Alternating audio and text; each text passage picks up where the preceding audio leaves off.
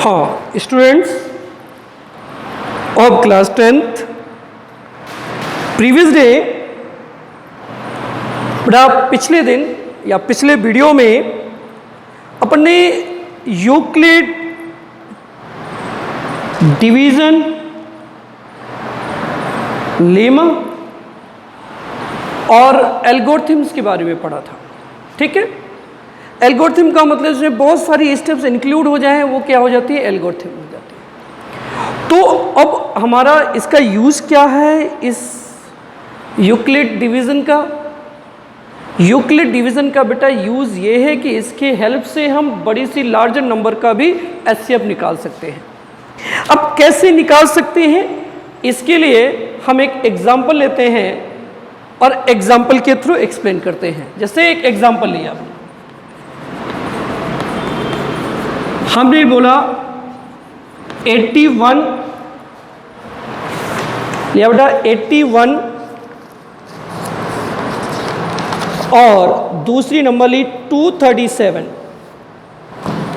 क्या लिया बेटा 81 और 237 का महत्तम समापवर्तक बताइए, मतलब एचसीएफ बताइए। महत्तम समापवर्तक बताइए। बेटा ये हमने पूछा, बहुत इजी प्रोसेस है और बहुत ही सिंपल, समझना जरा। तो इसके सॉल्यूशन में देखें, हल में देखिए, इन दोनों नंबर्स में सबसे लार्जेस्ट नंबर क्या है, 237 इज ग्रेटर देन क्या है बेटा 81। 237 ग्रेटर देन क्या है बेटा 81। 237 इस 81 से क्या है, ग्रेटर है। 237 इससे बड़ा है। तो इसका मतलब हम जानते हैं कि यूक्लिड विभाजन के अनुसार क्या जानते हैं कि A इक्वल टू क्या होगा, बी क्यू प्लस आर, जहां 0 less than equal to R, R less than B, यानी कि 0 आर से छोटा है, बराबर है, लेकिन आर क्या है, बी से छोटा होगा। ठीक है, अब समझे। तो इसमें पहुंचते हैं किसमें बेटा, स्टेप नंबर फर्स्ट में पहुंचते हैं, पहली स्टेप में पहुंचते हैं। पहली स्टेप में जो बड़ी संख्या है उसको कहाँ लिखोगे, लेफ्ट हैंड साइड में, छोटी को कहाँ लिखोगे, राइट हैंड साइड में। मैंने इसकी जो यूक्लिड विभाजन प्रमेय या एल्गोरिथम बताई थी उसमें आपको ये बताया था बेटा, ये बताया था कि a हमेशा b से बड़ा होगा और दो धनात्मक संख्याएं q और r इस तरह एग्जिस्ट होंगी, इस तरह बनेंगी, जिससे a equal to B Q plus R को संतुष्ट करेंगी, सेटिस्फाई करेंगी। अब हमें किसकी जरूरत है, q और r की। तो इसके लिए क्या करो, रफ वर्क में 81 से किसको डिवाइड करो, 237 को। 8 3 24 हो जाएगा, तो 23 है, 2 बार आप भाग दें। कितने बार, 2 बार, 2 एकम 2, 2 8 16 हुआ, तो कितना हो गया 162। घटा दे, 5 हो गया, 13 माइनस 6 कितना हो गया बेटा, 7 हो गया। 13 माइनस 6 यानी कि 7। तो Q की वैल्यू, भागफल कितना हो गया 2 और शेषफल कितना आ गया 75, ये आपके पास आ गया।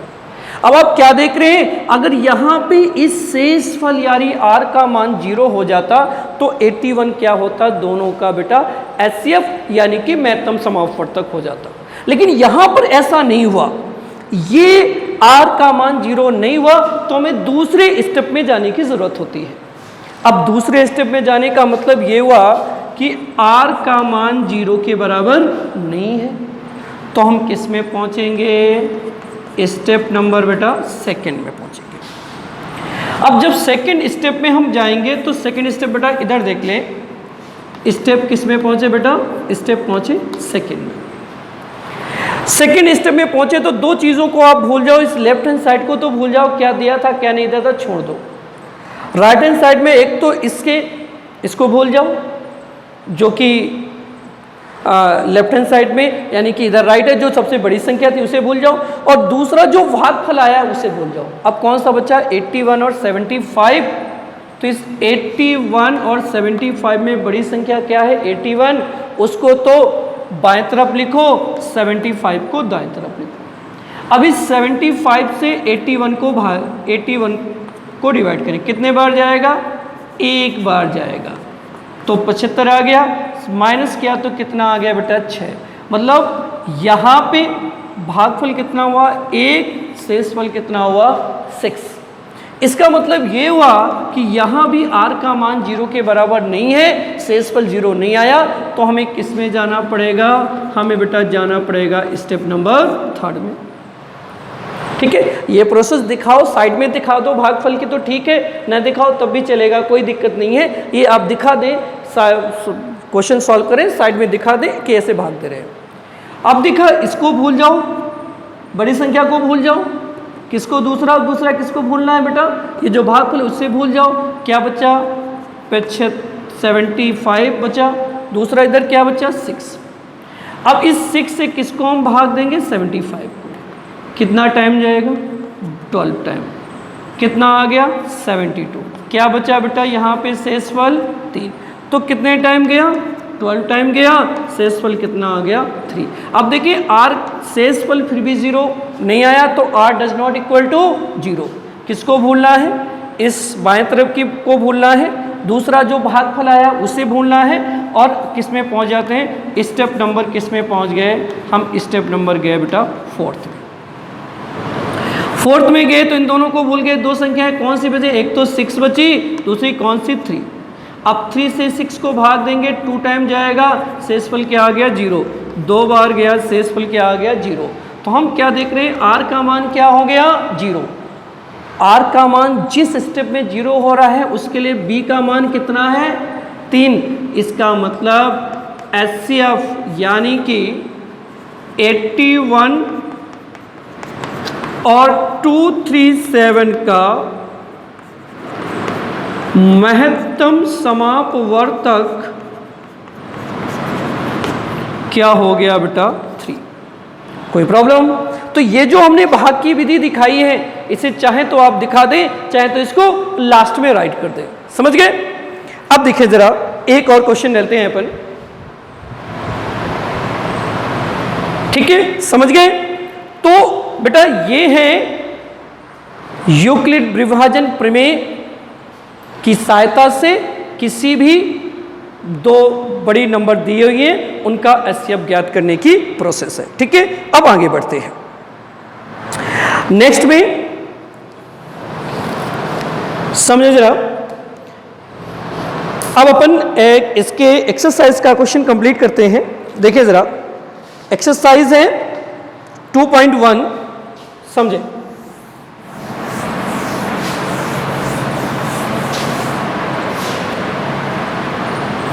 ध्यान दे बेटा,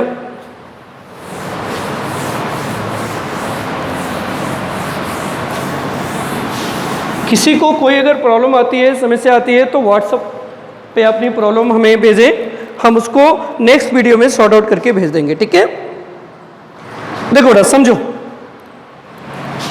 एक्सरसाइज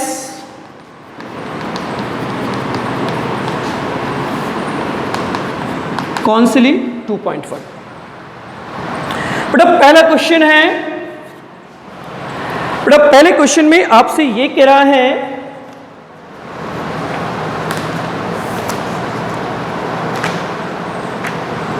देखिए, समझे बेटा,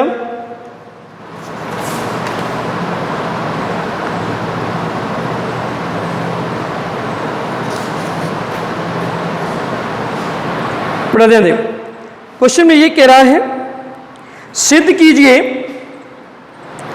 किसी धनात्मक विषम संख्या का वर्ग हमेशा 8m प्लस इसके रूप में होगा।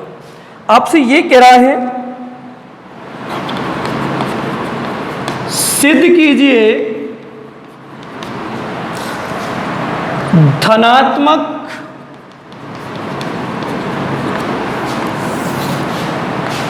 विषम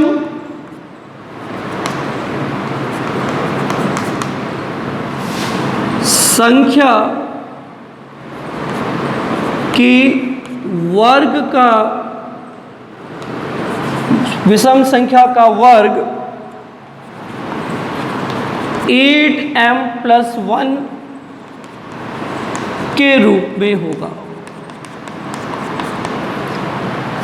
बेटा क्वेश्चन ये है कि किसी भी विषम धनात्मक विषम संख्या का अगर हम वर्ग करते हैं तो उसकी फॉर्म क्या होगी बेटा, 8m+1 होगी। ये हमें किससे सिद्ध करना है, ये बेटा हमें सिद्ध करना है यूक्लिड विभाजन प्रमेय से। तो देखिए बेटा हल देखिए, मोस्ट इंपॉर्टेंट क्वेश्चन है, समझना। तो लिखेंगे हम जानते हैं कि A इक्वल टू क्या होता है, BQ plus R, 0 less then R less then B, ये हम जानते हैं।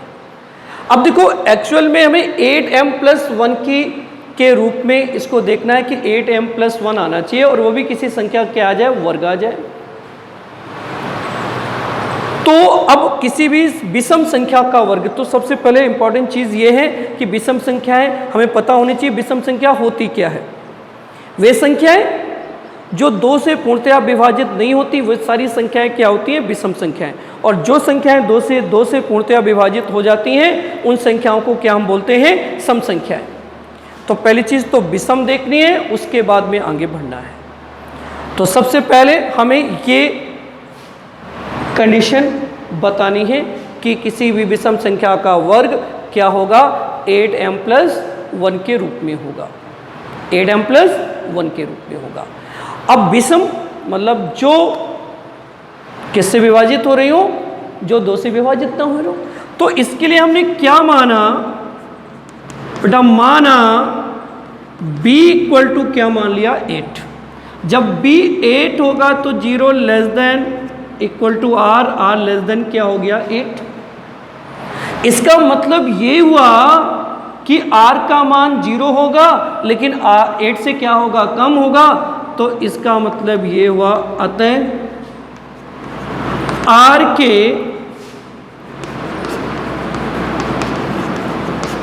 संभावित मान 0, 1, 2, 4, 5, 6 और 7 होंगे। अतः धनात्मक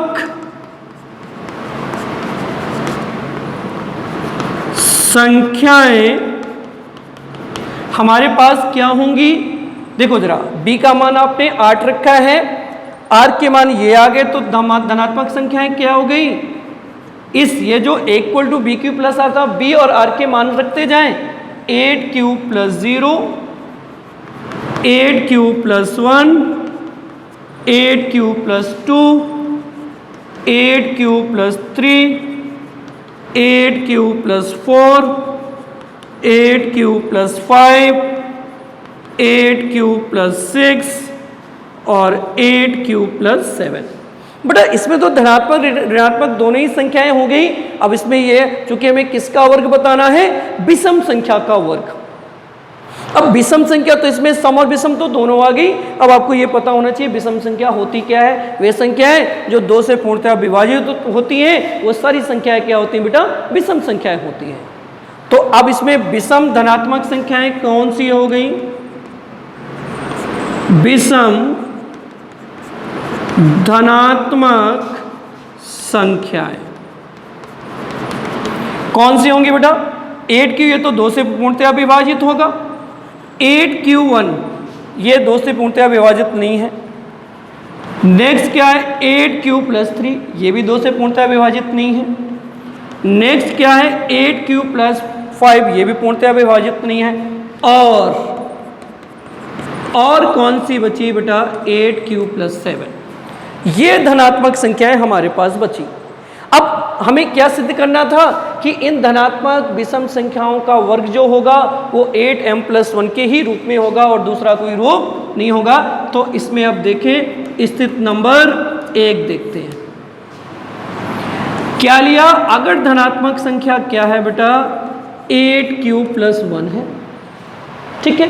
अब इसके वर्ग का रूप हमें 8m+1 सिद्ध करना है, तो राइट किया अपन ने, क्या लिखा, दोनों तरफ वर्ग करने पर।